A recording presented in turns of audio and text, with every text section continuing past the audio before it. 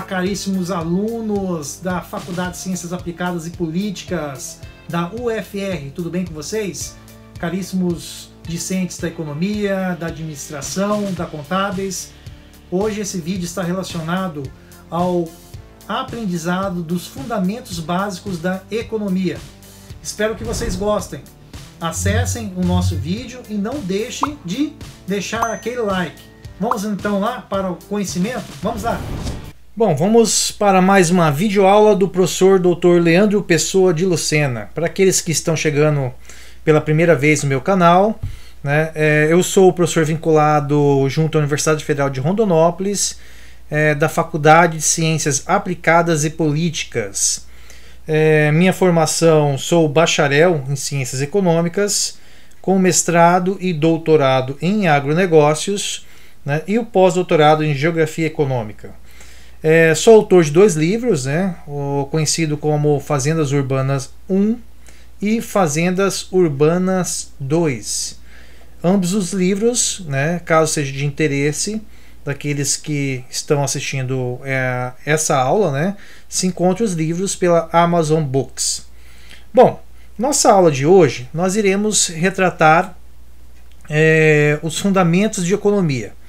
É um tópico de estudo da grade curricular do curso de administração da disciplina Economia de Empresas. As primeiras vinculações que nós devemos dimensionar para esses fundamentos básicos, né, da economia estão nos aspectos do nosso dia a dia, né? E aí nós devemos retratar o que nos interfere no nosso dia a dia. Primeiro é a questão dos preços, né? Então os preços, ela está determinado, né, ao apreço do cidadão ter o poder de compra, de consumir mais ou menos, devido à sua restrição orçamentária, né? Aquilo que efetivamente ele tem no bolso. Então as questões econômicas que vão nortear, né, os fundamentos da economia, né, um deles está atrelado aos preços, que pode ser aumento de preço ou pode ser também, né, uma alteração dos preços para menos, né? No caso, o desemprego é um outro fator básico, né, que também está vinculado e atrelado ao estudo dos fundamentos da economia, né? Então a taxa de desemprego ela está direcionada pelo aspecto do poder de compra da sociedade. Então, se a sociedade tem uma taxa de desemprego muito elevada, o poder de compra tem de ser menor, né? E esse poder de compra interfere, né, relativamente nos preços dos produtos. Uma sociedade que compra menos, os produtos ficam cada vez mais parados nas prateleiras, e aí ao inverso, né? No caso de ter inflação, terá significativa vinculação de deflação, né? Então, que é a alteração dos preços para baixo, né?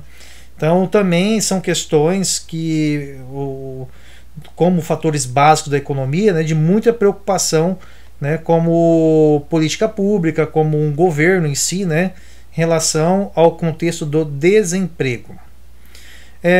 Outro fator básico, né, de questões econômicas que se estuda muito, relacionado a setores que crescem mais do que outros, né? Então, o ideal seria que um país tivesse fartura, né, em termos de recursos, sejam os mais diversos possíveis, recursos financeiros, recursos de mão de obra, né, recursos em terra, né, para que se pudesse harmonizar o crescimento dos setores por igual. Mas há uma discrepância, né, em relação a esse contexto dos fundamentos básicos da economia, né? Então é natural que por hora, né, tem setores que vão crescer mais do que outros. Na região centro-oeste, né, um setor de grande destaque tem sido o agronegócio, né? Então é um setor que tem uma preponderância de crescimento muito maiores do que outros setores. Por exemplo, os setores da educação, né, não é tão desenvolvido, né, quanto o setor do próprio agronegócio em si, né? Ao contrário, se você for, né, já mais para o litoral, no caso do país, né, no Brasil, né, o setor da educação vai ter um desenvolvimento muito maior, né, do que alguns outros setores. Por exemplo, o próprio setor do agronegócio que eu estou mencionando. E aí devido à limitação, né, limitação geográfica de espaço de terra para produção, entre outros fatores que às vezes determinam que alguns setores sejam mais eficientes ou com mais envergadura econômica do que outros. O que afeta também o país, né, e que está nas questões do dia a dia, relativamente ao que se compreende como dívida externa, né? Então a dívida externa é o balizador do país de ter aquela gordura, né, em relação a não dever mais do que a própria capacidade de produzir riqueza. Então, quando um país não produz muita riqueza, mas depende de dividendos ou capital, né, para sua expansão, para determinar crescimento em alguns setores, então esse país toma ali um custo de oportunidade, de pensamento de eu vou captar dinheiro externo, né? Então essa dívida externa ela está atrelada também ao progresso do país, né? Então um país saudável, um país com grande possibilidade de desenvolvimento econômico, né, acelerado, tem vinculado as suas dívidas externas de maneira a não sucumbir à sua trajetória, né? Então pegar empréstimos com taxas de juros condizentes à sua capacidade de pagamento, né? E fazer também um contexto de equilíbrio fiscal, né? Ou seja, para eu ter dívida, eu tenho que ter um equilíbrio fiscal em relação àquilo que eu tenho no mercado doméstico. Não posso gastar mais dentro do mercado doméstico do que efetivamente vai faltar dinheiro para eu pagar minha dívida externa. Bom, então dentro dessas básicas questões do dia a dia, né, nós possuímos o conceito de economia, né? Então, quando pensamos, o que seria ali economia? A primeira palavrinha, ou talvez a mais básica de todas, né, que se encontra aí nos manuais de economia, é a palavrinha chamada escassez. Então, o conceito de economia é a ciência que estuda a escassez dos recursos naturais ou dos fatores de produção, né? Então aqui está atrelado que é uma ciência social que estuda como o indivíduo e a sociedade decide empregar recursos produtivos escassos, né, da produção de bens e serviços, de modo a distribuí-los entre as pessoas e grupos da sociedade, a fim de satisfazer as necessidades humanas. Então o que vai fechar aqui de compreensão básica da economia, que a economia é a ciência que estuda a escassez dos recursos naturais, bem como a vinculação de distribuição desses recursos escassos para a sua sociedade como um todo, né? a fim de satisfazer ali as necessidades humanas e o bem-estar social. Bom, conceitos importantes, né, que nós devemos possuir quando nós estamos estudando ali economia, né? A questão de escolha, né? Ou seja, a escolha está atrelado basicamente à decisão, né, desse agente econômico, né? Então, dentro da economia, né, teremos ali alguns tipos de alternativas, né, e algumas formas de distribuição de resultados, né? Então, isso vai determinar, né, o que nós conhecemos como escolhas, né? Então, nós temos a alternativa de uma política eficaz de distribuição social, né? Ou seja, políticas redirecionadas a minimizar o grau de pobreza no país. Isso é uma escolha, né? Ou seja, eu posso determinar que minha escolha não vai ser nesse momento atrelado ao propósito de ter políticas sociais, né? Mas sim eu vou fazer uma política de neoliberalismo, né? Ou seja, olha, esses recursos são escassos, né? E eu vou incentivar esses recursos que iria para diminuir né, as possibilidades de pobreza e sofrimento da população, né, mais pobre, eu vou redirecionar para o incentivo da indústria, né, pensando que a indústria vai ter melhor proveito nesses recursos e vão ampliar, né, os cargos de efetivos de futuro empregos, né? E fazendo isso vai fazer com que possa redistribuir esses empregos para a sociedade que esteja precisando. Então são escolhas, né, que quem está no poder, né, no caso ou o Estado, né, ou a parceria público e privada, né, possa determinar para o desenvolvimento de uma nação. Outro fator importante, além da escolha, é a escassez, como nós havíamos mencionado, né? Os fatores são escassos, né? Eles são limitados, eles não são infinitos, né? Então, por ser limitados, né, ou seja, ter essa vinculação escassa, se decide às vezes de mencionar, né, uma escolha, né, que seja para a escolha mais para o lado do neoliberalismo, mais para o lado do investimento privado, né? Ou às vezes tenta harmonizar, né? Eu vou tentar harmonizar um pouco para o setor privado, né? Um pouco para o sistema, né, de produção de riquezas na indústria, né? Ou às vezes eu posso falar, não, eu quero harmonizar também redistribuindo para o setor de serviços, né, essa riqueza, o capital. Ou eu posso redirecionar, olha, eu quero redirecionar o capital para o setor de políticas públicas sociais, através de bolsas, através de algumas concessões, né, diretamente à população, para que essa população possa ter um nível de consumo básico, né? Então, no caso escassez, eu dei um exemplo aqui de capital, né? Mas nós possuímos outros fatores de produção, né? Então, no caso, um fator de produção é o capital, né? Ou seja, o dinheiro em espécie mesmo, em liquidez, né? Outro fator de produção é a terra, né? A quantidade de terra existente, que pode ser mais redirecionada para a área industrial ou ser mais redirecionada para a área rural, para a produção agrícola, né?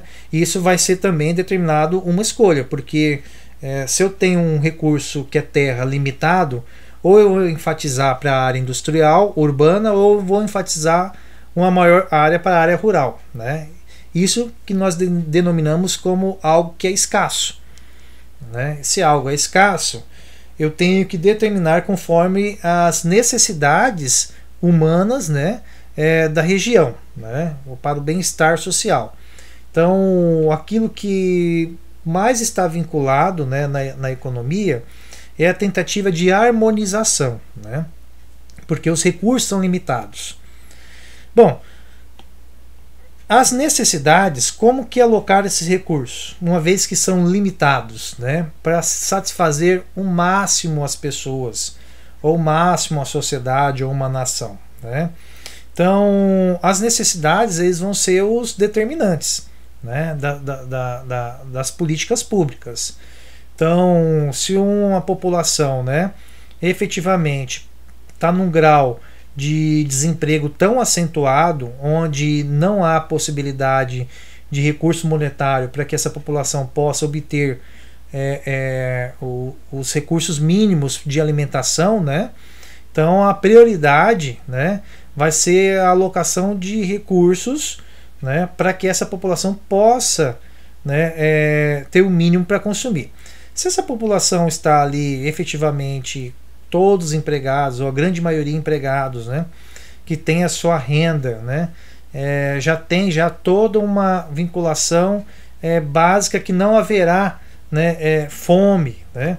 Então essa população ela começa a necessitar de outros fatores. Então essa população às vezes agora quer lazer, que é algo que o Estado, né, ou a iniciativa privada possa satisfazê-la ela, né, de uma forma a que ela maximize, né, o seu potencial de consumo.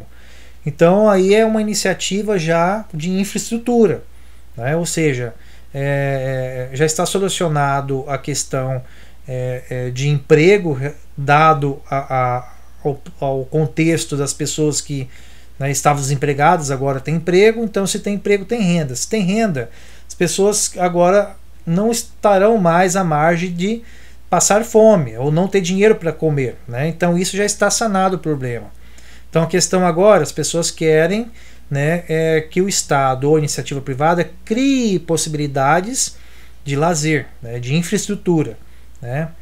Então essas necessidades vão ser exatamente plausíveis para satisfação imediata do indivíduo, conforme o que o país está passando, né? Então países desenvolvidos, né, têm uma tendência muito relevante, né, de criar situações, né, de lazer, né, para os indivíduos, uma vez que o problema da falta de emprego, ou no caso o desemprego, já está sanado, então vai criar novas oportunidades de satisfação. Agora, países que estão em processo de desenvolvimento ainda, ou seja, que tem grande número de desempregados, né?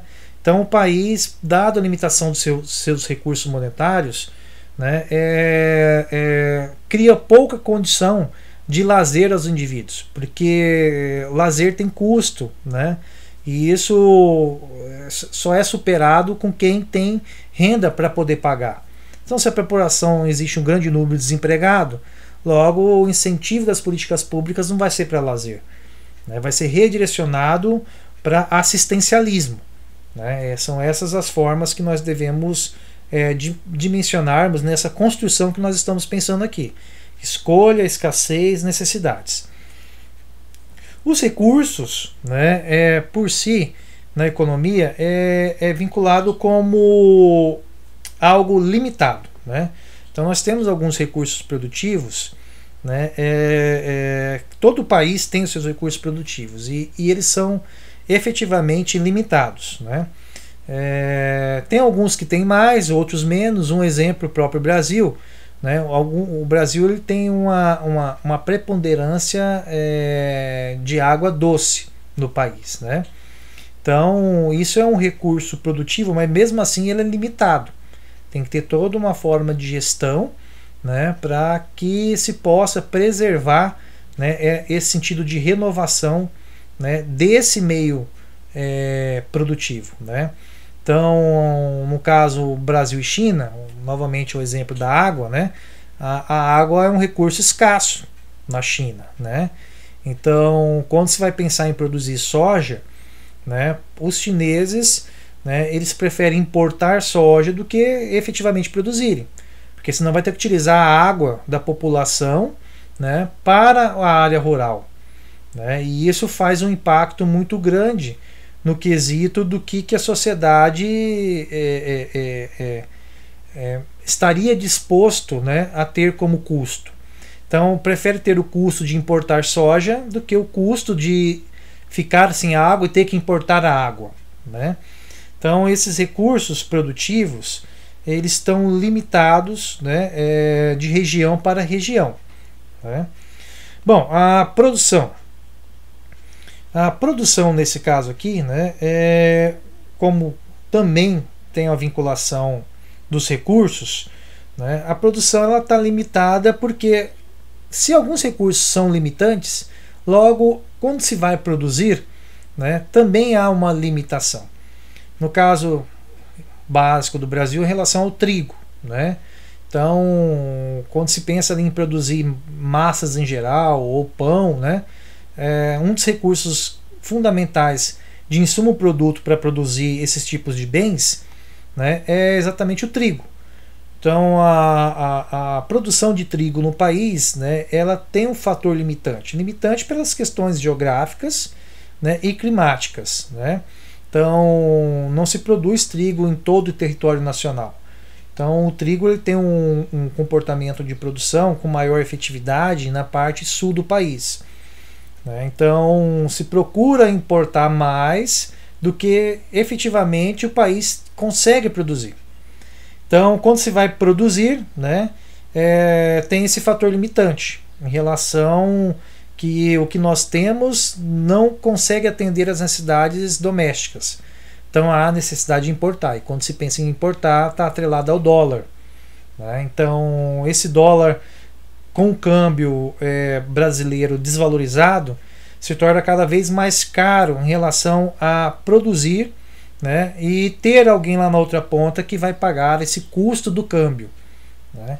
Então a produção ele tem essas limitações também, né, efetivas do próprio contexto natural, né, que nós dimensionamos na economia como vantagens comparativas, né? Ou seja, que um país produz com maior eficiência, não necessariamente o outro, né, também vai conseguir fazer na mesma magnitude. Problemas econômicos fundamentais, né, que nós já estamos nesse tópico agora 1.21. Então, os problemas econômicos fundamentais, eles estão relativos o que e quanto produzir, né? Ou seja, não se pode produzir nem mais e nem menos para não obter prejuízo, né? Então tem que se haver ali um planejamento de previsão de demanda, ou seja, efetivamente saber o que a sociedade necessita, né? E nessas circunstâncias, né, dimensionar o que produzir, né? Então vamos produzir mais carros ou vamos produzir mais alimentos, né? A sociedade precisa de mais computadores ou a sociedade precisa de mais criação de postos de trabalho, de emprego, né? Então, o que e quanto produzir, né? Não efetivamente produzir significa produzir apenas bens alimentícios ou bens que sejam duráveis, né? No caso de carro, geladeira, televisão, ou no caso de bens não duráveis, que seria alimentos em geral, mas também produzir em termos de prestação de serviço. Então aqui, essa nomenclatura ele serve para uma grande dimensão, né? O que e quanto produzir. Outro fator é como produzir, né? Então, esse como produzir está atrelado à fundamentação básica dos fatores de produção. Eu quero produzir, a sociedade precisa de mais aviões, né? Então, como produzir? Né? Temos tecnologia doméstica, temos capital intelectual e cognitivo de pessoas capacitadas a desenvolverem, né, um projeto de desenvolvimento de um avião dentro do próprio país, ou teremos que importar essa mão de obra capacitada, né? Como iremos produzir mais carros, uma vez que a sociedade necessita? Ou como iremos produzir mais alimentos, uma vez que o mundo precisa, né? Então essa questão, né, de como produzir, né, ela está relativamente embarcada nesse processo de fatores de produção, né? Há mão de obra disponível, né, ou seja, força de trabalho, né? Há tecnologia existente no próprio país ou tem que importar, né? E aí vem uma pergunta: para quem produzir, né? Esse para quem produzir, ele é muito importante porque ele é o final da cadeia produtiva, né? Então se faz todo um mapeamento, né, de quanto produzir, como produzir, mas que no final, né, vai estar atrelado para quem eu estou produzindo, para quem vai consumir, né? É o mercado doméstico que vai consumir isso? Ou eu estou produzindo algo que quem vai consumir é o mercado externo, né? Então nós visualizamos uma maneira geral, dentro de uma economia globalizada, né, possibilidades ímpares, né, de quem está vinculado junto às políticas públicas ou vinculado junto ao setor privado, né, elas têm essas questões, que são os problemas que nós dimensionamos como problemas econômicos fundamentais. Bom, os fatores resolvidos de acordo com a organização econômica do país, né? Quando falo fatores, nós estamos relacionando fatores de produção, né? Os fatores de produção podem ser capital, que é dinheiro existente ou não em grande quantidade no país, ou na mão do setor privado ou na mão do setor público, né? O capital. Força de trabalho, né? Ela é a quantidade de pessoas que estão na idade vinculado como economicamente ativo. Né? Não basta ter apenas idade, né, economicamente ativa, ou seja, estar apto a trabalhar, mas se a pessoa tem qualificação para trabalhar, né, ou seja, esse grande número da sociedade existente no país possui, né, conhecimento técnico para estar operando nas indústrias ou agroindústrias, né? Então isso aqui, força de trabalho, é a segunda variável dos fatores de produção, né? Então eu já mencionei aqui o caso do capital, fator de trabalho, que é mão de obra, né? Terra, né? Então a terra, ela está na mão de quem? A grande maior parte da quantidade de terra está na mão do setor privado, ou na mão do setor público, ou na mão do setor externo, né? Ou seja, agentes externos que possuem propriedade no ambiente doméstico.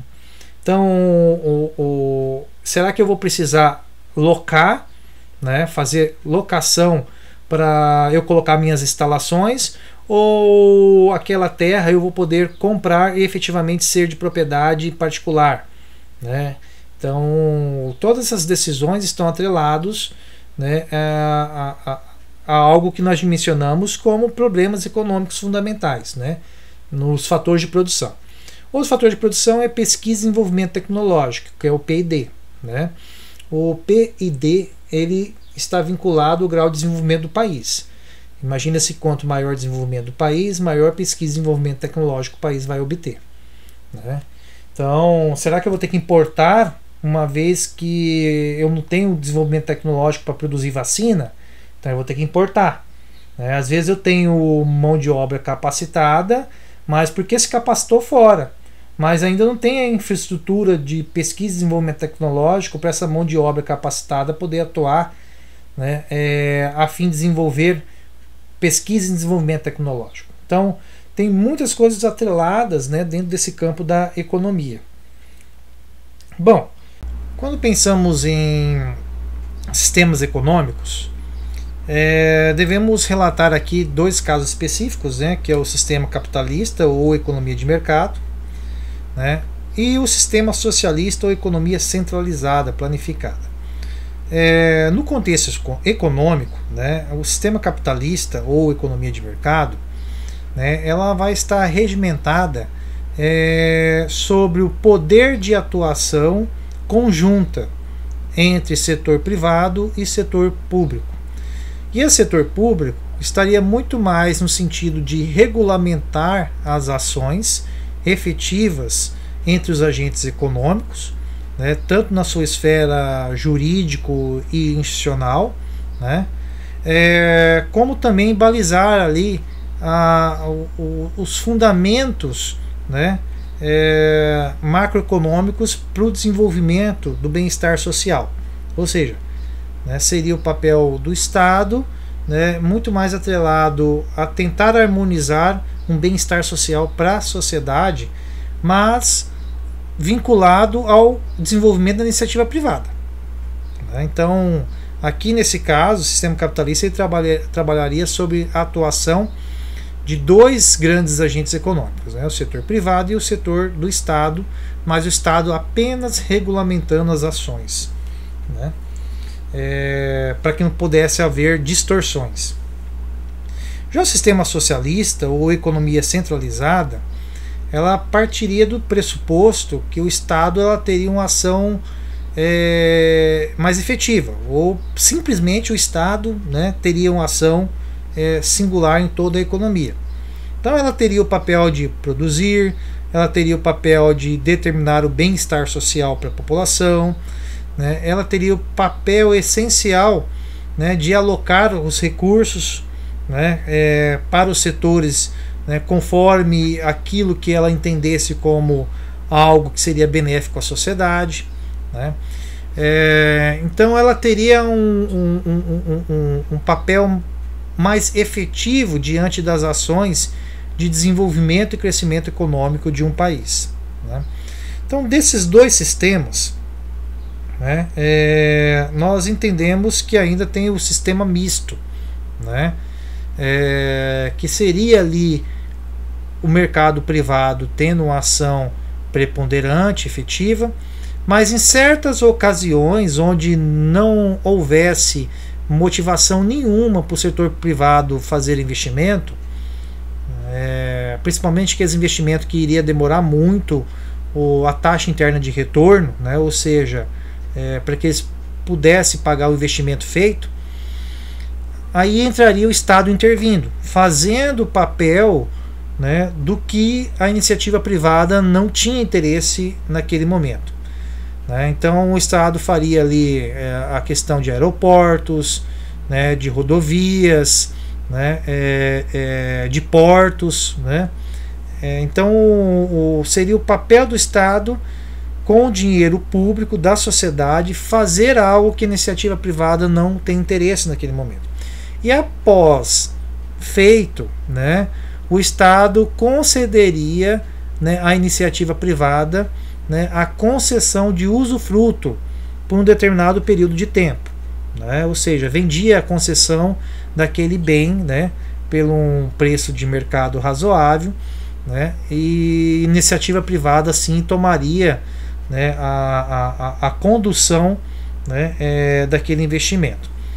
Né, compraria o aeroporto para administrar, ou compraria a rodovia para determinar pedágios, e aí a iniciativa privada iria fazer a manutenção da rodovia. Né? Então, o sistema capitalista, né, ele tem esse contexto de sistema misto, né, que alguns autores mencionam, ou seja, vai ter horas que a iniciativa privada não vai ter interesse nenhum de desenvolver, né, um projeto que fosse um projeto de grande dimensão de desenvolvimento econômico para o país. Então ficaria na mão do Estado fazer esse papel, né, criar condições para que futuramente a iniciativa privada pudesse ter interesse. Né, no caso de ferrovias, né, fazer uma ferrovia cortando o país inteiro para chegar na costa mar do Oceano Pacífico. Então é um volume de recurso muito volumoso, né, onde a iniciativa privada não vai ter interesse. Né? Então entra-se o Estado como sócio majoritário, como o empreendedor, né, efetivo, ele faz o papel e depois repassa a iniciativa privada, para a iniciativa privada possa ganhar a lucratividade como prestador de serviço para funcionar, né, aquela operação de mercado que o Estado inicialmente se propôs a fazer. Então seria esse o contexto. Então nós temos aqui, né, que nós dimensionamos como classificação, né, e esses sistemas econômicos é muito interessante de mencionar que ele é uma forma política, está vinculado a uma forma social, né, como que a sociedade em si entende, né, o que seria o papel da iniciativa privada e qual que seria o papel do Estado. Né. Ele tem uma preponderância também no sentido econômico, né, e como organização da sociedade. Então ele é um mix, né, de vários fatores que determina, né, qual é a circunstância de sistema que o país, né, tende a adotar e obter maior sucesso. Bom, vamos então a curvas de possibilidade de produção, ou curva de produção. Essa curva de produção, né, ela mostra a capacidade máxima de produção da sociedade. Então, quando eu mencionei aqui que os recursos são limitados, né, existe escassez, a economia trabalha sob a dimensão da escassez. Né, os fatores de produção, né, que são capital, terra, mão de obra, pesquisa e desenvolvimento tecnológico, eles também são limitados, né, dentro do contexto de curto prazo, né, que é o ceteris paribus, tudo mais constante. Então, quando nós colocamos aqui as possibilidades de produção, um modelo simples para que nós possamos compreender, mas que funciona na dimensão maior de um país, né, como um todo, Nós colocamos aqui um modelo simples para que nós possamos denotar, né? Olha, eu tenho a alternativa de produção A, né? Alternativa de produção A, B, C, D e E, né? A alternativa de produção A, né, se eu produzir 25 milhares de unidades de máquinas, né, eu praticamente não vou ter mão de obra, não vou ter capital, não vou ter terra ou pesquisa e desenvolvimento tecnológico, né, para que eu possa produzir toneladas de alimentos. Então, se eu decidir a economia, todos os recursos e fatores de produção ser alocados para produzir máquinas, o máximo o país vai conseguir produzir 25 máquinas. Só que, no entanto, ele não vai produzir nada de alimentos. Ou seja, se o país quer produzir alimentos, ele vai ter que renunciar na produção de máquinas. Então, quando se renunciou 5 unidades de milhares de máquinas no país, aumentou a produção, né, para 30 toneladas. Então, a curva de possibilidade de produção ela vai trabalhar nesse sentido. Olha, os fatores são escassos, né? Para eu produzir algo num setor, necessariamente eu vou ter que deixar de produzir em outro setor. Então, logo um país, né, num crescimento demográfico desenfreado, sem controle nenhum, vai necessitar de mais alimentos para essa população. Então, necessita agora de 47,5 toneladas. Só que para eu produzir 47,5 toneladas, eu vou ter que deixar de produzir mais máquinas, né? Porque meus fatores são limitantes, meus recursos são escassos. Então eu vou ter que deixar de produzir de 20 para 15 milhares de máquinas, né? Ou seja, se um país necessariamente ele cresce, né, sem controle demográfico nenhum, né, onde necessita efetivamente para que todos possam estar com segurança alimentar garantida, né, eu teria que produzir 70 toneladas de alimento. Vamos colocar na questão hipótese, porque isso aqui é algo hipotético, né? Mas para eu produzir 70, né, eu vou estar utilizando todos os meus recursos, meus fatores de produção serão alocados somente para produzir alimento. Então, praticamente não vai se produzir mais nada de máquinas, né? Por isso é tão importante, nesse simples exemplo que eu dei aqui, que é algo hipotético, mas funciona numa dimensão maior, macroeconômico, né, do controle efetivo, né, que o governo tem que ter, né, sobre o mercado doméstico e sobre o mercado externo, né? Então, as necessidades do mercado externo são muitas, mas se eu atender a necessidade do mercado externo, né, e não tiver feito, né, o serviço de casa, de controle efetivo, né, de natalidade, né, o controle efetivo dos problemas sociais existentes no país, né, ou seja, fazendo com que eu tenho uma taxa de natalidade explosiva, uma população que cresce sem controle, né? E essa população que cresce sem controle não é uma população rica, é uma população pobre, miserável, né? Do outro lado, eu vou ter uma dificuldade, né, nas políticas, desenvolver, né, produtos que o mercado externo quer. Porque se eu fizer isso para atender o mercado externo, né, o que vai acontecer efetivamente com a segurança alimentar daqueles que estão no âmbito doméstico do país?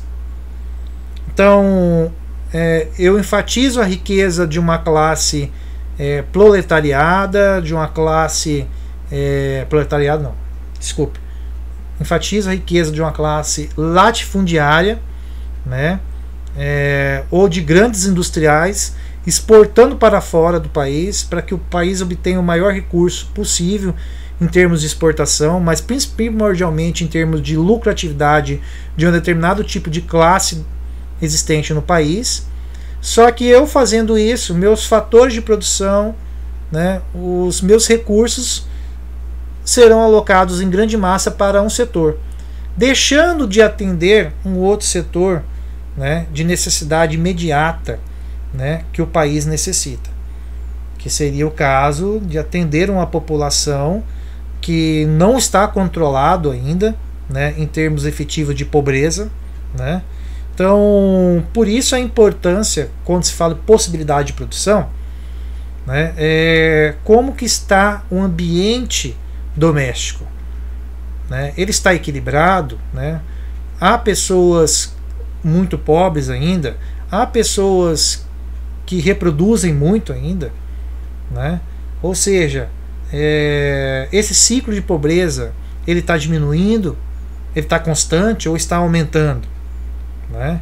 Porque se não estiver na convergência de diminuir os desequilíbrios internos, fica muito difícil para que eu possa ampliar a minha capacidade, força produtiva e recursos naturais, né, para eu ter ênfase sobre o valor agregado dos produtos para que eu possa exportar, né? Eu posso até fazer isso, mas se eu fizer isso, mesmo estando desequilibrado, né, vai acentuar mais a gravidade do problema social do país.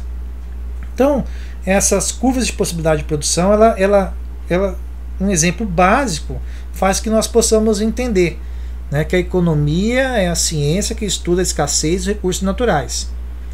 Então, se eu produzisse tudo de máquinas, eu não conseguiria produzir nada de alimentos, né?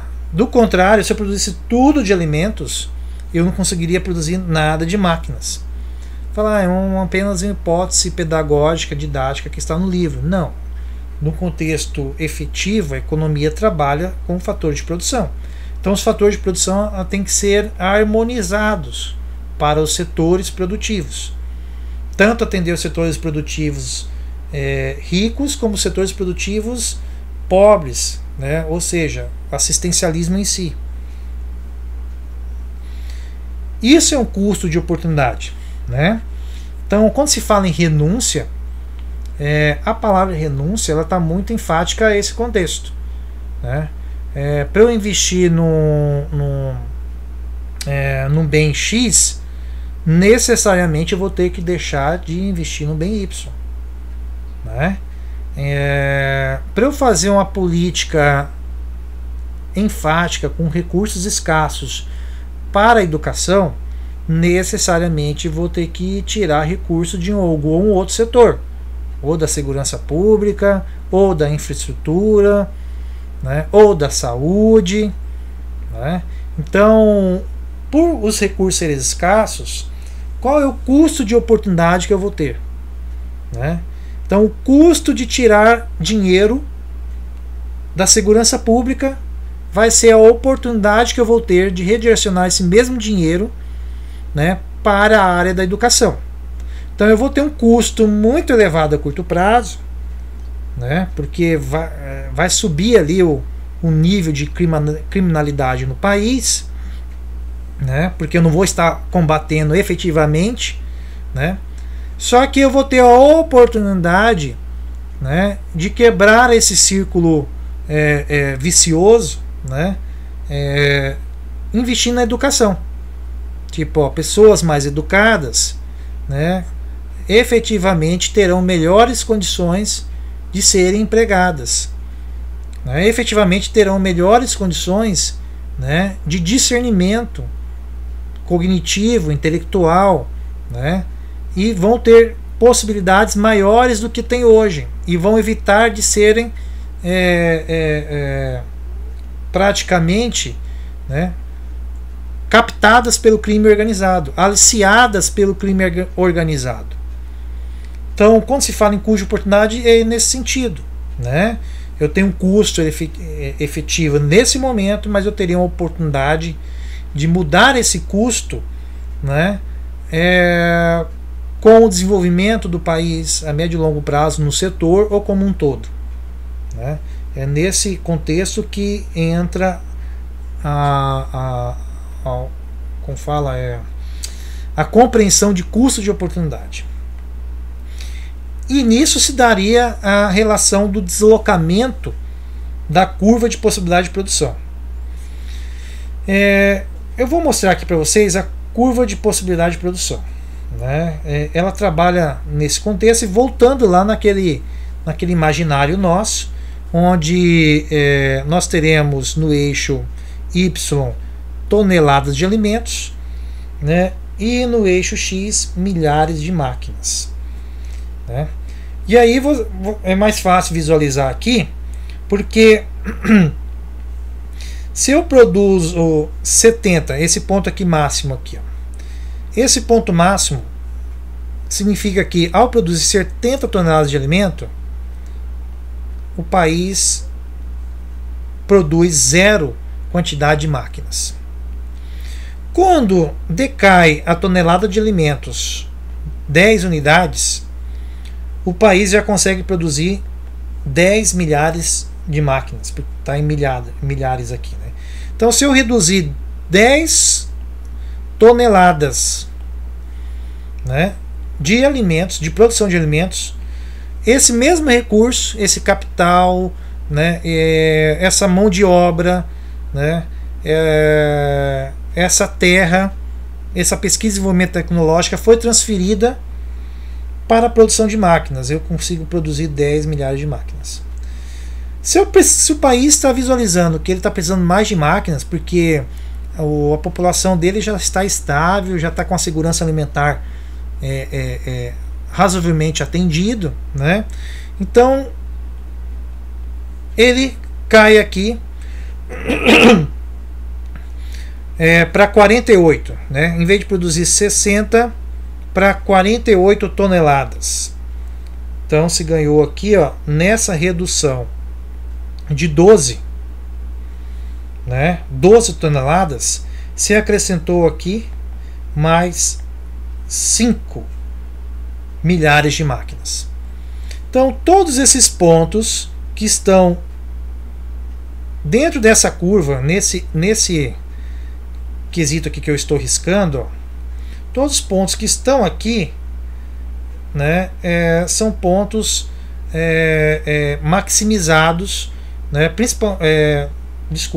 todos os pontos que estão para dentro dessa reta, né, são pontos que efetivamente pode ocorrer. Tem um ponto aqui que está sendo subutilizado, que é esse F aqui, ó. Esse F, todo ponto que não estiver na linha, né, como o D está na linha, o E está na linha, o C está na linha, o B está na linha, né, o A está na linha. Todos esses pontos são maximização da produção. Todos os pontos que estiverem dentro da curva são pontos subutilizados. Ou seja, esse ponto aqui, ó, normalmente, possivelmente pode ser ali 12 ou 13, né? Vamos colocar aqui 12, né? E aqui com certeza ali deve ser 20 ou 19, vamos colocar 20, alguma coisa nesse sentido. Não é um ponto de maximização dos fatores de produção, né? O que está na linha é o que se está utilizando totalmente os fatores de produção. Ou seja, é como se houvesse pleno emprego, né? Não tem ninguém que praticamente como mão de obra ativa, na idade de mão de obra ativa, está desempregado. Todos aqueles que são economicamente ativos, na idade de trabalho, estão empregados, né? Então no ponto D, né, vai ter lá uma quantidade de pessoas e capital e terra empregados na área rural para produzir alimentos. E vai sobrar uma parte que estão vinculadas ao meio urbano, produzindo máquinas e equipamentos, né? Ou seja, todo mundo está empregado, ou no meio rural ou no meio urbano. Esse ponto aqui dentro da curva, né, indica que, né, nós estamos tendo ociosidade no sistema, né? Se está se produzindo apenas 12 de máquinas e apenas 20 de alimento. Mas tem muita gente que estaria disposto a trabalhar tanto no setor urbano para produzir máquinas e equipamentos, como pessoas dispostas a trabalhar no meio rural para produzir alimentos. Só que efetivamente não há capital suficiente para pagar tanto um quanto a outro. Então existe aí uma limitação de algum dos fatores de produção, né? É importante enfatizar isso.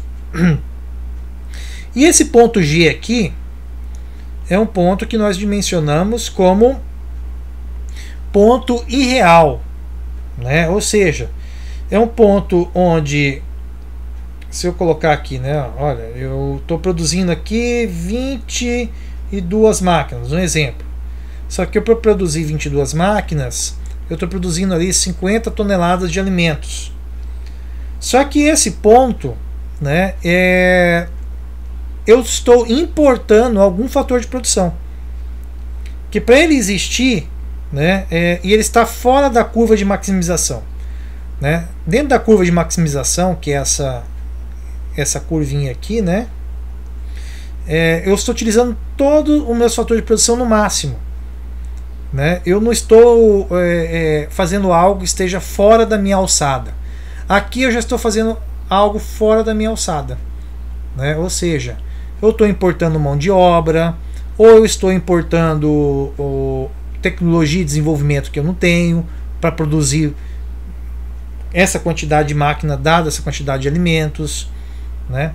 Então, para que efetivamente um país possa se desenvolver, né, e ao se desenvolver, né, essa curva pode fazer isso aqui, ó. Ela se desloca para a direita. Quando ela se desloca para a direita, né, está tendo um processo que nós chamamos de desenvolvimento econômico dos fatores de produção. Ou seja, o país cresceu em todas as dimensões, né, e agora consegue alcançar alguns pontos que não estava sobre sua alçada.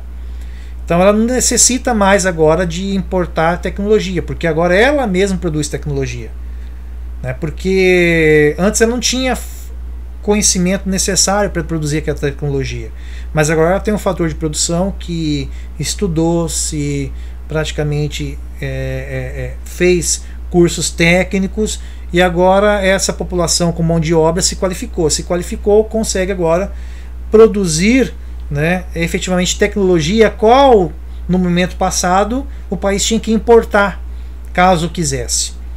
Né? Então, quando começa a haver um círculo virtuoso na economia, né, essa curva de possibilidade de produção, ela se desloca para a direita, né, avançando nas possibilidades de produção, tanto para mais máquinas quanto para mais toneladas de alimentos. Bom, vamos retornar aqui ao que nós dimensionamos como deslocamento da curva de possibilidade de produção. Então, aqui, como eu já havia falado, né, ó, deslocamento da curva de possibilidade de produção para a direita indica que o país está crescendo, o que pode ocorrer em função do aumento da quantidade física de fatores. Progresso tecnológico, maior eficiência produtiva e organizacional e melhoria no grau de qualificação da mão de obra. Tá? Então, todos os fatores, né, eles têm que estar em harmonia. Né? Então, eu tenho que crescer em capital, quantidade de dinheiro e volume, né, de dinheiro na mão da população como um todo, tem. Né? Só que ao mesmo tempo eu tenho que também crescer em nível de produtividade. Só que para eu ter produtividade eu tenho que ter pessoas com maior qualificação. Né? Essa maior qualificação está atrelada ao maior nível de educação da sociedade.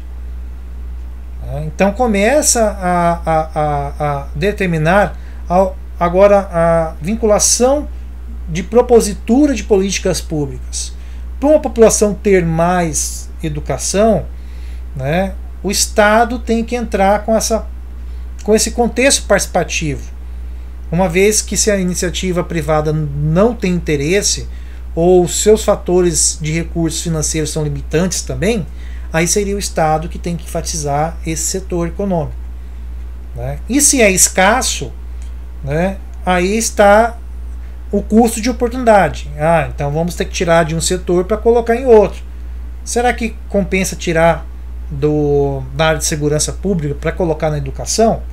Porque imagina-se que a médio e longo prazo se eu enfatizar na educação, melhora o nível educacional, que melhora o grau técnico e científico das pessoas. Isso vai determinar maior produtividade dessas pessoas, né, a qual vai ter interesse a empresa de contratá-las e aumentar a sua planta industrial para competir internacionalmente. Então, todo esse esquema, né, ela depende de escolhas, né, e essas escolhas são balizadas pelo que nós mencionamos como custo de oportunidade. Bom, e como que se daria ali o funcionamento de uma economia de mercado? Fluxos reais e monetários, né? Fluxos reais e fluxos monetários. O que é interessante que nós possamos visualizar primeiramente, né, dois grandes agentes econômicos, que um necessita do outro, né? Primeiro as empresas, né, e depois as famílias. As empresas, né, elas têm o principal interesse, né, de ofertar. Então, a principal existência, né, da empresa e motivo de existência é que ela possa ter lucro. Para ter lucro, ela tem que ofertar bens e serviços a qual a sociedade precisa. Então, ela oferta para quem? Né? Ela oferta para as famílias. Então, as famílias demandam, né, esses bens das empresas. Só que como que as famílias demandam bens e serviços das empresas? Porque para alguém demandar, necessariamente precisa ter dinheiro para poder comprar, né, esses bens e serviços. Então, para ter dinheiro, né, essas famílias necessariamente elas precisam ofertar. E ofertar o quê? Uma mercadoria. Que todas as famílias, todos nós produzimos uma mercadoria, né? Aqui está a mercadoria, né? Força de trabalho. Então, minhas mãos, né, é uma forma de mercadoria, força de trabalho. Então, as famílias ofertam, né, chamado como mercado de fatores de produção. Então, um dos fatores de produção que a família tem, que é a força de trabalho. As empresas necessitam, para produzir os bens e serviços, né, além das máquinas, elas necessitam de mão de obra, né? Então, elas demandam, as empresas demandam mão de obra, né? Então, isso aqui seria o que nós conhecemos como algo chamado fluxo, né? Agora, por outro lado, né, quando as empresas demandam mão de obra, elas pagam essa mão de obra, né? Então elas pagam, aqui está o cifrãozinho, elas pagam a mão de obra em reais para as famílias. Isso no caso do Brasil. E quando ela paga essa mão de obra, as famílias agora obtêm recurso monetário, né, para poder adquirir os produtos fabricados pelas empresas. Então, esse fluxo são fluxos reais, né, de bens e serviços, de também transferência de fatores de produção, né, que é a mão de obra, né, a força de trabalho, mas também é um fluxo monetário. Tanto as empresas recebem das famílias, né, pelo aquilo que elas estão produzindo, que são bens e serviços, como as empresas, como as famílias recebem das empresas, né, pela mercadoria que as famílias estão entregando às empresas, que é a força de trabalho. Bom, então esse fluxo monetário, né, é o que nós dimensionamos nesse sentido. Famílias, né, ao entregar a força de trabalho, ao conceder, né, a força de trabalho às empresas, as empresas remuneram as famílias, né, remuneram com parte do capital. As famílias, por hora, com esse capital, compram aquilo que é de necessidade imediata junto às empresas, que pode ser bens tangíveis, né? Esses bens tangíveis ainda nós podemos dimensionar como essencial e como não essencial, né? Bens tangíveis essenciais, alimentos, né? Em geral, né? Bens tangíveis não essenciais, né? Poderia ser aí um celular, um carro, né? Um ventilador, um sapato, né? Não efetivamente para consumo imediato, né? Então, os bens duráveis ele tem ainda essa segmentação, né? Que nós colocamos aqui: bens duráveis e bens não duráveis. A segmentação dentro dos bens duráveis, né, ela pode se dar por essencial, né, e não essencial.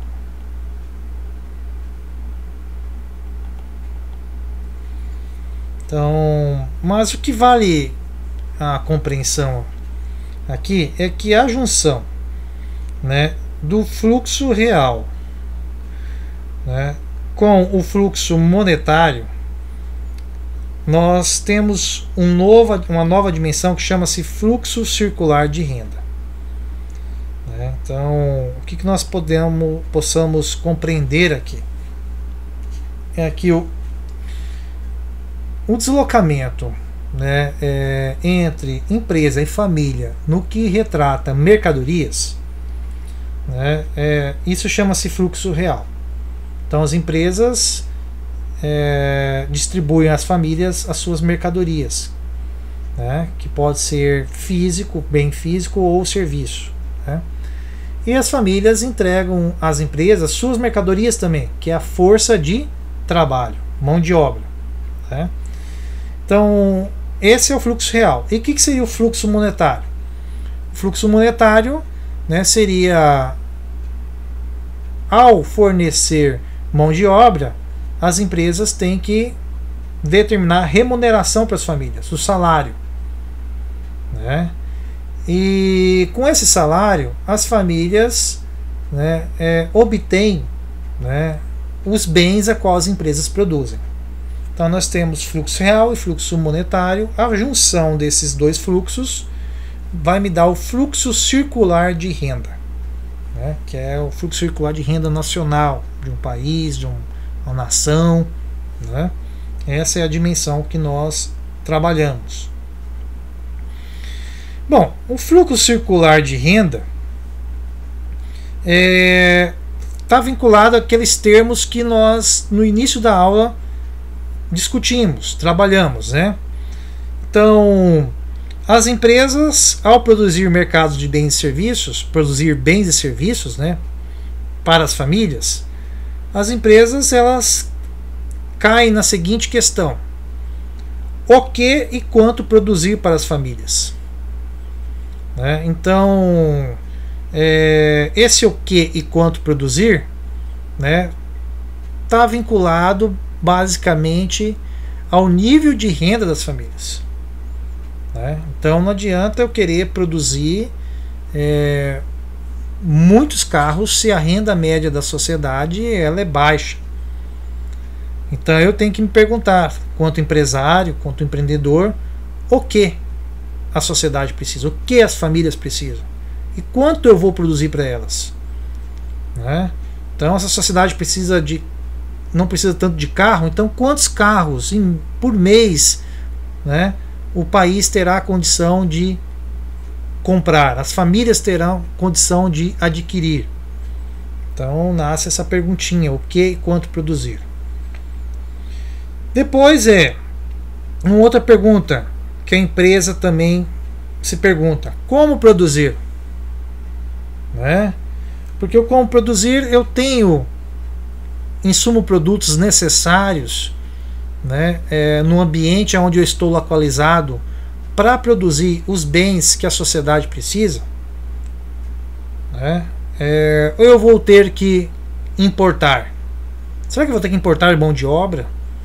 Será que eu vou ter que importar máquinas e equipamentos, né?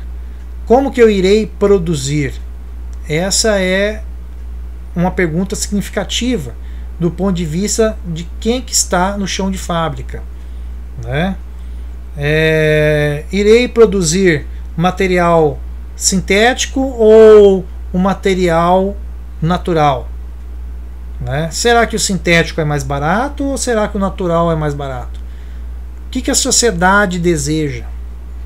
Será que a sociedade, né, está preparada para absorver produto sintético ou vai rejeitar o produto sintético e a sociedade só gosta de produtos naturais?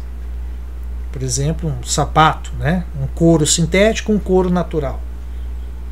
Então, como produzir, ele é importante, né, porque ele vai determinar o andamento da circulação dessas mercadorias.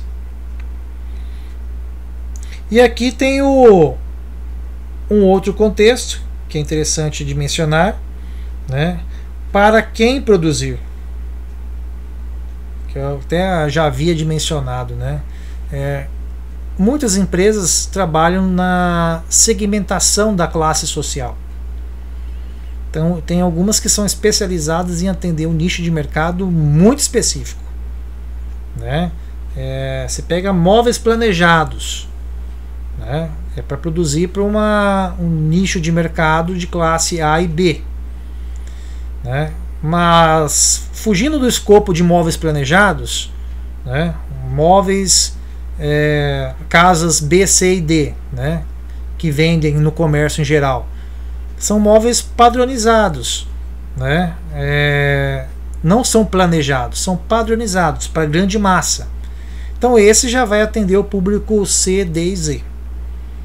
Então, dependendo das lojas existentes, sobre o mesmo objeto que se vende, eu vou ter públicos diferenciados, né, a qual a empresa vai determinar suas vendas. Então, para quem produzir, está a implicação, né, de que maneira que eu vou produzir. Eu vou produzir em alta escala, eu vou produzir em baixa escala, né? Se for para alta escala, é um produto mais padronizado, né, de massa, onde o valor do produto ele é um valor menor. A empresa vai ganhar a lucratividade em alta escala. Quanto mais ela vende, né, maior a rentabilidade dela. Já a empresa que vai produzir para o nicho de mercado A, para um público segmentado, que não é um produto padronizado, mas um produto planejado, customizado, específico para determinado tipo de pessoa, ela não vai produzir em escala. Ela vai produzir, né, em quantitativos menores. Ela vai ganhar pelo valor agregado do produto, não a quantidade vendida, né? Então o valor final do produto vai ser maior. Então essas questões, né, que estão dimensionados o que nós entendemos como fluxo circular de renda, o entendimento das empresas naquilo que é dimensionado para quem produzir, como produzir, o que e quanto produzir, né? E na segmentação das famílias. Que famílias serão essas? Famílias de alto poder aquisitivo ou famílias de baixo poder aquisitivo? Famílias de alto poder aquisitivo, imagina-se que são famílias que têm mão de obra com maior qualificação. São famílias que têm nível educacional maiores, níveis de produtividade maior, porque tem maior nível de capacitação técnica. Então essas famílias tendem a ter rendimentos maiores e logo poderão consumir produtos com maior valor agregado. E há tipos de famílias, né, com baixa capacidade técnica, nível educacional menor. Logo a força de trabalho, né, vai ser menos valiosa, né, para aquele indivíduo que está concedendo a sua mercadoria como força de trabalho. Então você vai receber menos pela sua força de trabalho, vai conseguir obter menor bens e serviços com valor agregado, vai consumir mais produtos padronizados, né? Então essa dimensão, né, começa a ser construída através da compreensão teórica chamada fluxo circular de renda. E o que seriam a dimensão de bens, né? Nós temos vários tipos de bens, né? Então nós temos aqui o chamado bens de capital. Para o aluno que não é da economia, né, bens de capital deve ser entendido que são utilizados na fabricação de outros bens, sem desgaste total no processo. Então, falar em bem de capital nada mais é do que máquinas e equipamentos. Bens de consumo, né? Ele pode ser vinculado tanto para atender às necessidades humanas, né? Como aqui não está escrito, mas também a necessidade das empresas, né? E nessa classificação, né, ele pode estar dimensionado como duráveis, como geladeira, ou não duráveis, como alimentos, né? E o que seriam os bens intermediários? São todos aqueles bens, né, que são transformados e agregados na produção de outros bens, sendo consumido no processo produtivo. Então, um bem intermediário, para produzir um pão francês, eu tenho um bem intermediário, que é a farinha de trigo, né? Ele se transforma, ele se agrega à produção do pão, né? E ele é consumido no processo produtivo, integralmente consumido no processo produtivo. E aí se transforma num produto novo que se chama-se pão, né? Ou bolo, né? Então esse é um nome que nós dimensionamos para bens, né, que não se consome diretamente, né? Ele é um subproduto, ele é um insumo de produção, e esse insumo de produção é conhecido como bens intermediários. E o que seriam os fatores de produção que nós já vimos comentado aqui? É tudo que nós entendemos como força de trabalho, né, que são os recursos humanos. Então aqui nós podemos dimensionar como força de trabalho. Terra, né? Essa terra aqui ela está dimensionada no horizonte que ela pode gerar aluguel, né? Então todos esses fatores aqui eles têm algum tipo de remuneração. Exemplo: força de trabalho recebe o quê? Salário. Terra recebe o quê? Como remuneração? Aluguel. Aí outra força de trabalho, outro fator de produção é capital, né? O capital gera o quê como remuneração? Juros. E tem esse outro fator de produção aqui, ó, tecnologia. Qual é a remuneração da tecnologia? Aqui, ó, royalties, né? Então todos os fatores de produção eles vão gerar uma remuneração, né? Então os recursos humanos, que é a força de trabalho, gera salário. A terra, para quem não tem que pagar para alguém, então gera aluguel. Capital, para quem não tem que obter, né, e vai pagar os juros. A tecnologia, caso o país não tenha e faça uso da tecnologia, vai ter que pagar o royalties, né? Então essa é a dimensão que nós estamos trabalhando aí como fundamentos básicos de compreensão da economia. Pessoal, deixa eu corrigir aqui porque acabei escrevendo errado, tá? Não sei onde está a cabeça aqui. Royalties não é dessa maneira, é ROI ALTIES, royalties. Essa é a maneira correta, tá? que vocês não possam aí se perder no caminho. Acho que deve ter alguma outra parte aqui atrás, né, que eu devo ter feito também. Aqui também bens duráveis, tem um acento aqui, né, no A. Às vezes passa despercebido, estou empolgado falando outra coisa. Mas vamos lá. Argumentos positivos versus argumentos normativos.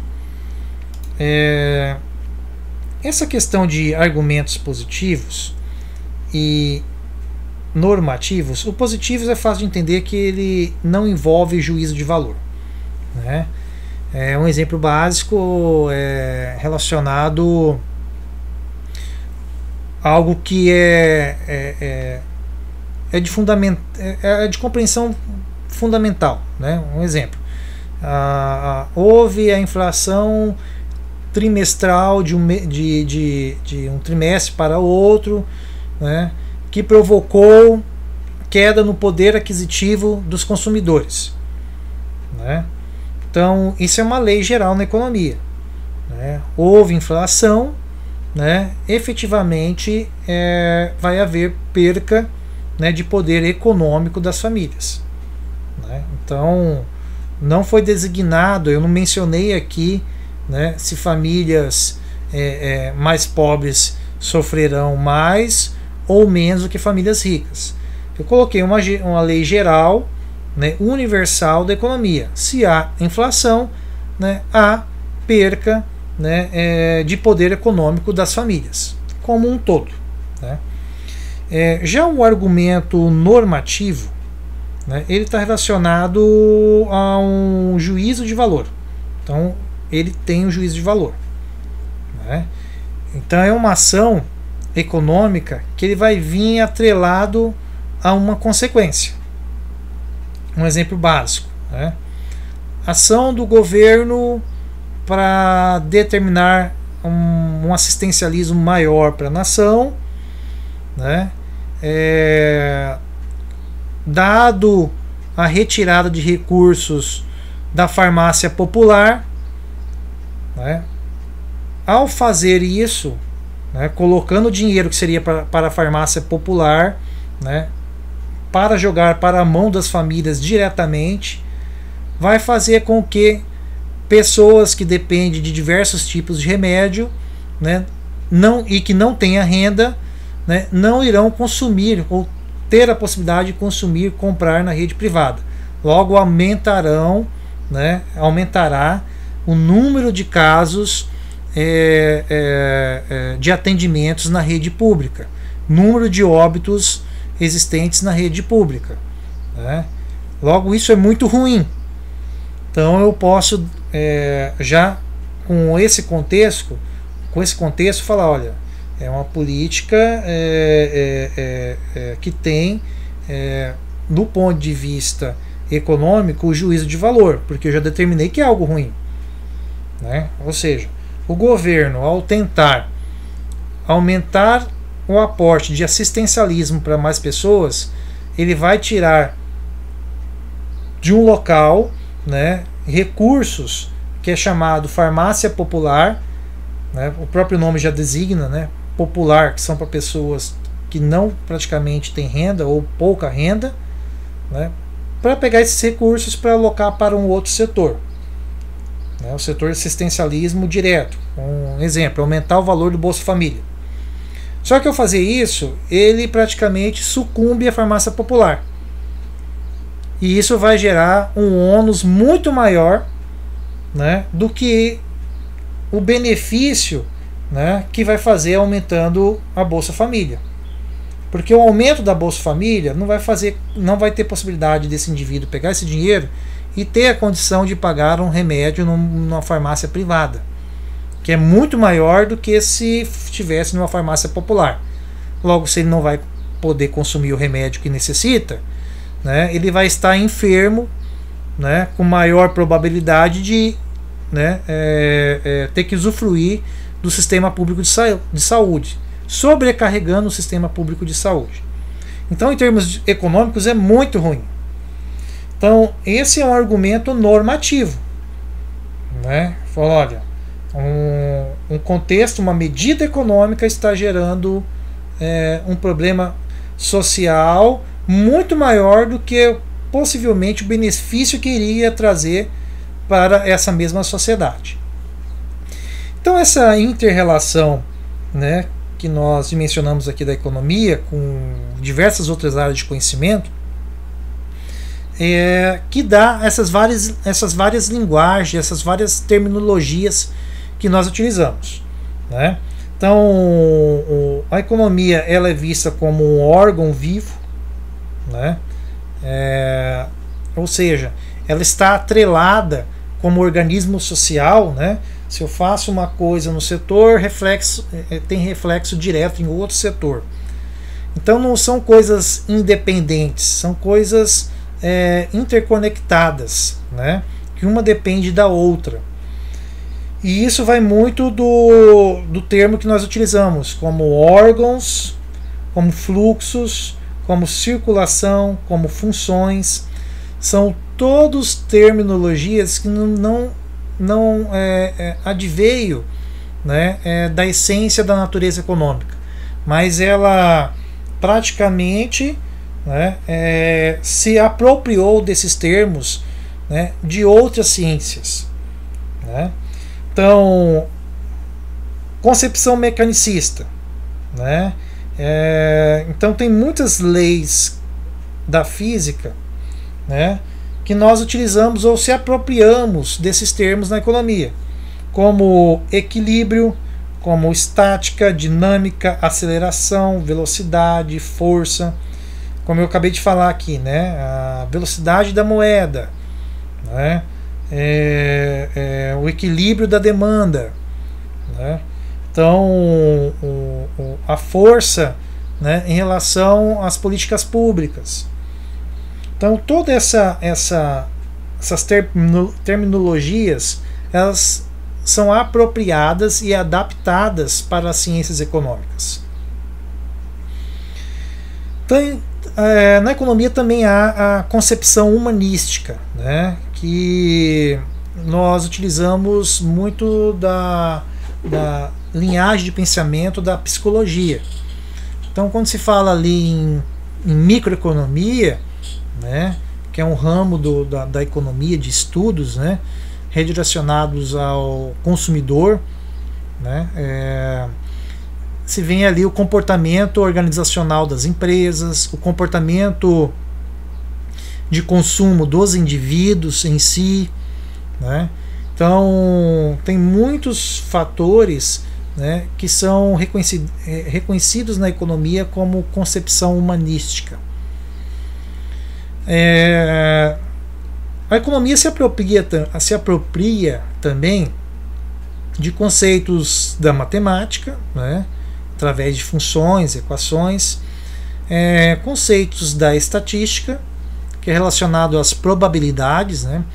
Então a economia ela não se apropria como uma ciência de certeza absoluta, e aí ela se vincula à estatística para determinar uma probabilidade próximo a uma certeza absoluta, né?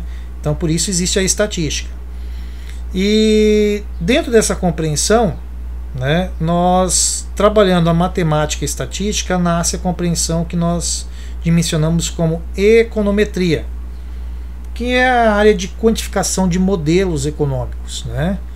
Então, desde modelos econômicos simples, como modelo de previsão, né, linear, que é determinar uma previsão de algo que ainda não ocorreu, né, como modelos mais complexos, né, da teoria geral do equilíbrio, né, econômico, que envolve várias variáveis de contabilidade nacional.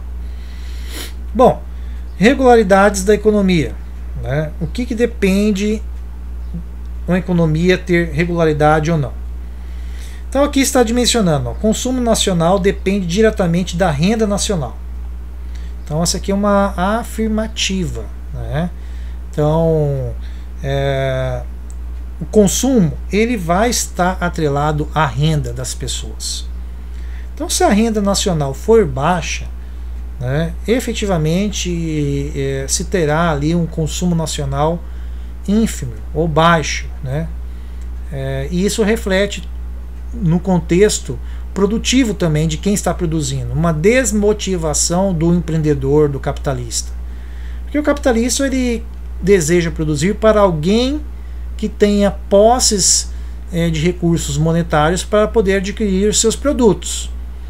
Nesse quesito, né, a renda média nacional baixa, né, praticamente sucumbe à vontade de produção. Porque muitos produtos, dado a operação normal de se produzir, né, que são os custos variáveis e os custos fixos, né, no ato de vender, né, o empreendedor ele faz a seguinte análise: esse produto ele tem que se pagar os custos variáveis e os custos fixos que eu tive sobre ele, e eu tenho que ter uma margem de lucro. Aí quando ele coloca no mercado e visualiza que a renda média da sociedade, né, é abaixo ou é praticamente igual os custos de produção do próprio produto que ele produziu e colocou no mercado, então como que as pessoas vão consumir aquele produto? Né? Logo não vão consumir, né? Vai ficar parado na prateleira. Então uma renda nacional muito baixa, ela determina o desestímulo ao setor produtivo, né, de determinar uma produção, né, em âmbito que seja para o desenvolvimento e bem-estar social como um todo. Quantidade demandada de um bem tem uma relação inversamente proporcional com o seu preço, tudo mais constante. Essa é a outra verdade na economia, né? Então, um bem ele tem relação inversamente proporcional com o seu preço. Então, isso principalmente se não for algo essencial, né? A gente tem que deixar isso bem claro, né? Um exemplo básico, né, o caso do consumo de produtos duráveis, né? Uma geladeira, fogão, uma TV, um computador, notebook, né? Então eles têm um limite de aumento de preço. Se eles subirem muito, além do que efetivamente é o preço real, né, de mercado, então quanto mais sobe o preço desses produtos, tem uma procura inversamente proporcional. Ou seja, as pessoas vão procurar menos desses produtos, cada vez mais que eles se alteram, né, se elevam. Isso está vinculado ao grau de essencialidade, né? Ou seja, são produtos que não são muito essenciais. Então, subindo o preço de maneira tão exacerbada, né, eu vou evitar de consumir, principalmente se eu já tenho esses produtos em minha residência, no meu lar, né? Eu vou demorar fazer a efetivação da troca, né, uma vez que esses produtos estão com preços exorbitantes. Agora, do outro lado, se for essencial, né, não convém muito essa teoria. Um exemplo, água, né? Se subir o preço do metro cúbico da água, né, o que o indivíduo vai fazer? Será que ele vai diminuir o consumo da água?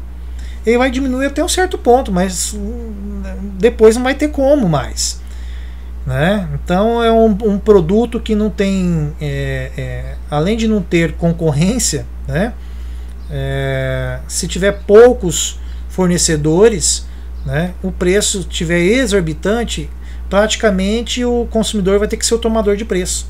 Ele vai ter que deixar de consumir outros produtos, porque a água não tem como deixar de ser consumida. Então ele vai ter que pagar cada vez mais pelo aumento do preço da água, do metro cúbico da água, né? Então está muito nessa análise de saber, né, se há concorrentes e se o produto é essencial ou não essencial. Então, exportações e importações depende da taxa de câmbio. Efetivamente, isso aqui é uma outra verdade, né, um axioma. A taxa de câmbio ela determina, né, com toda certeza o contexto do nível de exportação do país e de importação. A taxa de câmbio, no caso do Brasil, né, a moeda desvalorizada e o dólar alto, né? Facilita muito para quem exporta, né? Porque vai receber em dólar, né? Então cada vez que o dólar está nas alturas, né, para quem exporta está nas loucuras do sorriso, né? Sorrindo muito. Mas para quem é importador, o dólar alto é muito prejudicial, né? Em alguns setores da economia também, né? Vamos colocar o próprio caso dos produtos de farmácia, né? Dos bioquímicos, que no caso do Brasil se importa muito produtos farmacêuticos, né? E se está atrelado ao dólar alto, quem que vai ser o tomador de preço vai ser o consumidor final. Então, exportação e importação depende da taxa de câmbio. Efetivamente é isso mesmo. E economia e política, né? A política ela está atrelada à economia como um todo, né? Tudo que a gente dimensiona como políticas públicas, né, ela deveria ser algo que independe de quem está no poder. Então quem está no poder, seja ele A, B ou C, vermelha, bandeira azul, vermelha, branca, preta, laranja, né, as políticas públicas não deveriam ser rotuladas, né, e exclusivas, né, a quem está no poder, independente de que ano foi, de que ano passou, de que ano se encontra. Então, políticas públicas e economia andam junto. Tipo, país pobre precisa de política de desenvolvimento social, né? De política de assistencialismo, né? Então, país rico, né? Eles vão depender menos desses tipos de políticas de assistencialismo e desenvolvimento social. Eles já fizeram o dever de casa, né? Então cuidaram muito bem das suas métricas. O que são as métricas, né? Desde o nível educacional da população, o nível de controle, né, de fecundidade, né, o nível de saúde dessa população, né, que vai determinar a longevidade dessa população, ou seja, esgoto, saneamento básico, né? Então, esses quesitos vão determinar, né, uma condição do país ser desenvolvido ou em processo de desenvolvimento. Isso é política, né?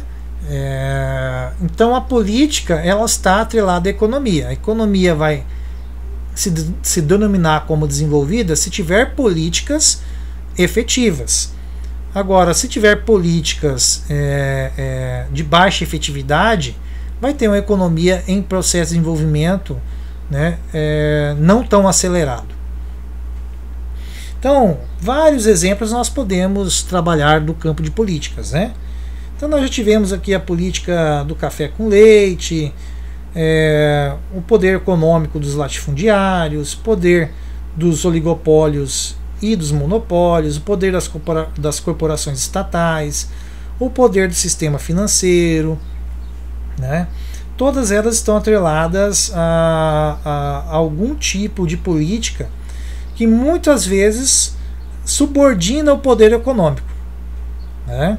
Então, o caso aqui do poder do sistema financeiro, né, muito se discutiu no Brasil, né, nas últimas 3 décadas, se o setor financeiro ele era concentrado, né, ou se ele efetivamente, né, estava sob as bases do poder público, naquilo que se dimensiona como controle efetivo, né?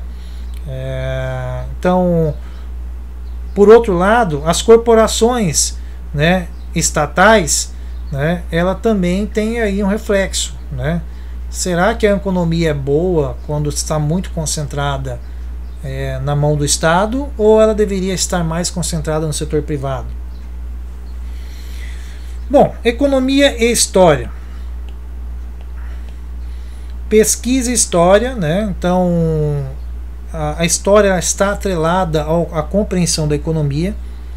Então, se a gente quer saber o amanhã, né, necessariamente deve-se entender o contexto geopolítico e histórico do que aquela nação teve nas últimas décadas, nos últimos séculos, qual foi o envolvimento social dela com outros países, né?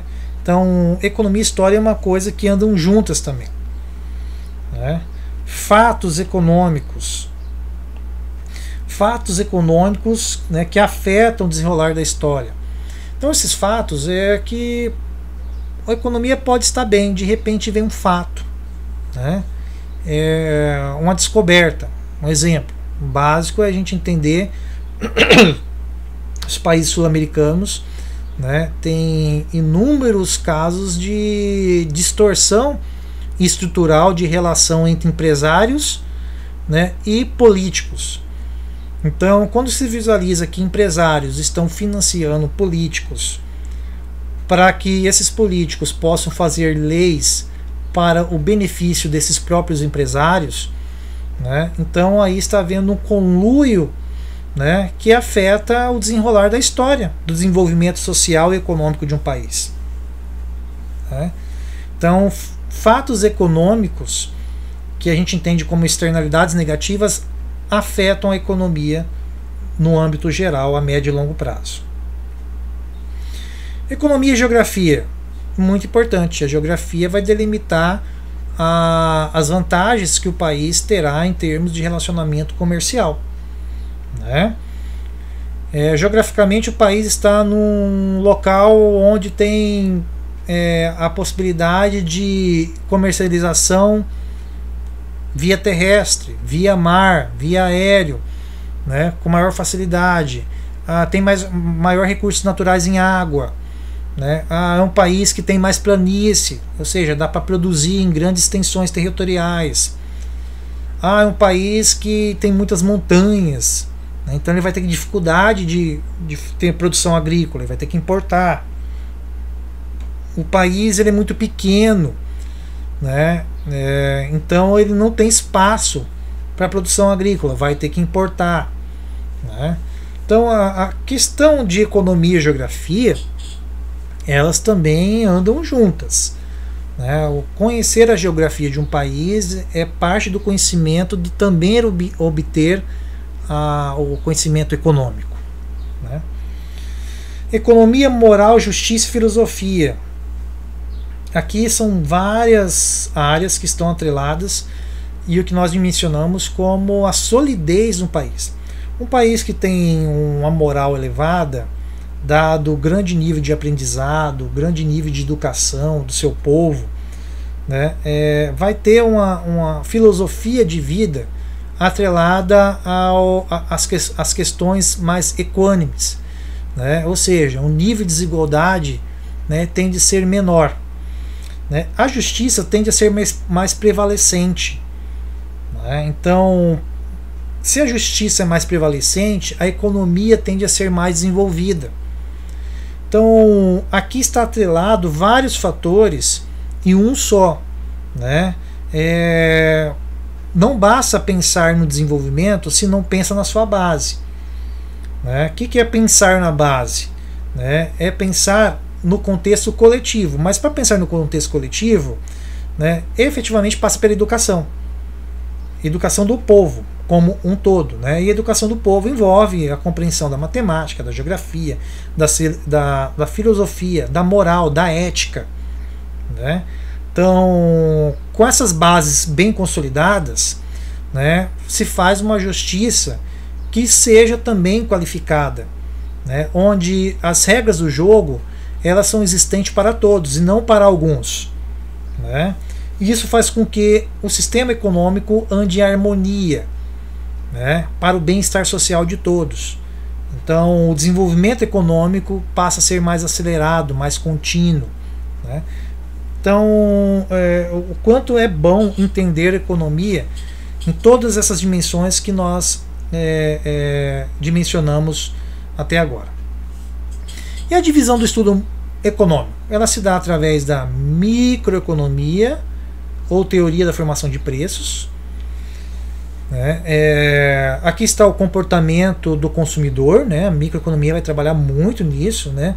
Que determina os preços dos produtos, né? O que faz com que os preços dos produtos, alguns sejam elevados, outros sejam medianos, outros sejam baixos. Será que são só os custos que influenciam o preço do produto, os custos fixos e os custos variáveis? Ou será que os preços dos produtos são determinados também pelo comportamento do consumidor, né? Pelo fetiche, pelo prazer, pelo gosto, né? Pela sensibilidade, né? Que o consumidor tem em determinado tipo de produto. Existe um outro ramo que chama-se macroeconomia. Esse aqui já estuda o contexto mais das variáveis de grande impacto, né? Uma inflação alta no país, o que tem de ocorrer com o país? O que vai ocorrer se o dólar continuar alto? O câmbio, né? Se tiver a moeda brasileira muito desvalorizada. O que tem de ocorrer com a taxa de desemprego a médio e longo prazo, né? O índice de desenvolvimento humano, o IDH, né? Devemos melhorar a tal ponto em determinada quantidade de tempo, vamos supor uma década. Então a macroeconomia ela vai trabalhar variáveis mais gigantescas, né? No cômputo geral de um país como um todo.